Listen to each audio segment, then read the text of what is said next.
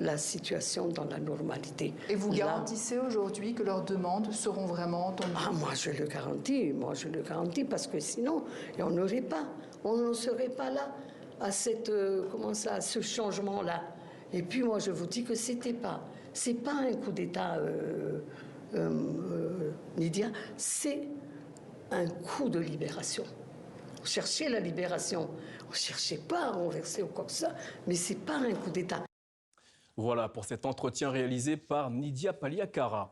Retournons en RDC, plus précisément dans la ville de Goma. Tandis que la COP30 débat du climat à Belém au Brésil, une exposition intitulée Chinia Hardy, traduction française sous-sol, émerge de l'Est congolais. L'artiste française Camille Bleu-Valentin et de jeunes talents locaux unissent leurs pinceaux pour dénoncer les réalités brutes d'une cité asphyxiée par la pollution, l'insécurité et les tourments de la guerre. Quand l'art devient une résistance à travers des pinceaux, c'est un reportage signé Amani Alimassi, Fanny Noiro-Cabré et Lionel Bellon.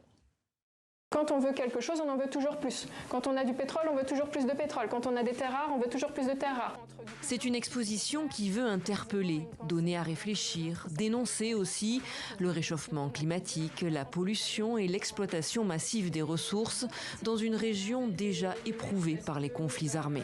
C'est une exposition qui est inspirée du contexte très spécifique de Goma et en même temps aussi très universelle, donc qui montre à quel point on est tous reliés, tous dépendants donc des terres rares, des minerais, du pétrole, mais aussi d'énergie alimentaire comme le sucre, la banane et de comment les êtres humains sont toujours en lutte pour s'octroyer toujours plus d'énergie.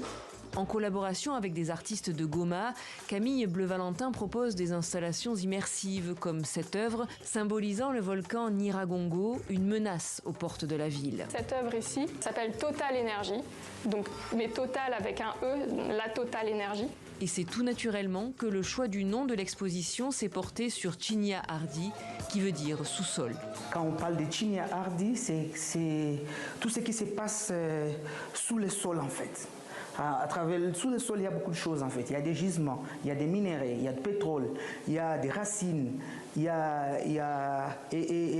elle fait une symbiose, une liaison de tout ce qui se passe dans le sol, et en faisant cette liaison de ce que nous réfléchissons, de ce qui se passe dans la tête. C'est une exposition qui révèle un peu de l'histoire, de ce que l'Afrique a vécu.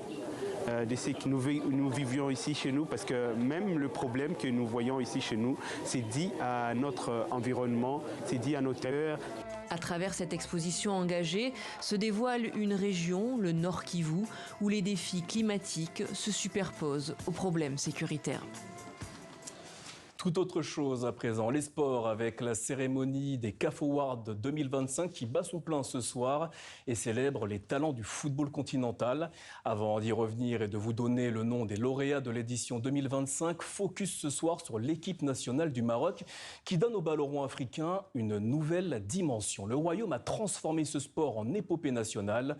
En quelques années à peine, cette nation du Maghreb s'est hissée parmi les géants du ballon rond culminant avec une demi-finale de Coupe du Monde. Mais d'où surgit ce miracle sportif? Quel ressort secret alimente cette ascension fulgurante, plongée au cœur d'une success story qui fascine le continent? Avec Pierre Desorgues de la rédaction de TV5 Monde. Bonsoir Pierre. Bonsoir Amaury. Alors Pierre, qu'est-ce qui explique la dynamique et le succès de cette équipe marocaine? Eh bien Amaury, tout ça c'est le fruit de plus de 20 ans d'investissement de la part de l'État marocain, du Palais Royal dans le football. Et tout est parti d'un échec, comme souvent dans la vie. Nous sommes le 15 mai 2004 au siège de la FIFA à Zurich et ce jour-là, le Maroc échoue face à l'Afrique du Sud. Le Maroc n'organisera pas la première Coupe du Monde de son continent. Le football marocain est alors au plus bas, hormis une finale de la CAN en 2004. L'équipe nationale ne passe pas vraiment dans le football mondial. Alors le Palais Royal va réagir. Mohamed VI, on le sait, est moins féru de jeu et de football que son père Hassan II, qui aimait discuter tactique et jeu avec les joueurs de la sélection nationale. Mais le nouveau roi comprend rapidement une chose très simple, le football ne se résume pas seulement à un simple sport. On écoute Hanif Benberkan, journaliste spécialiste du football marocain chez Foot Mercato. Dans la stratégie du Maroc,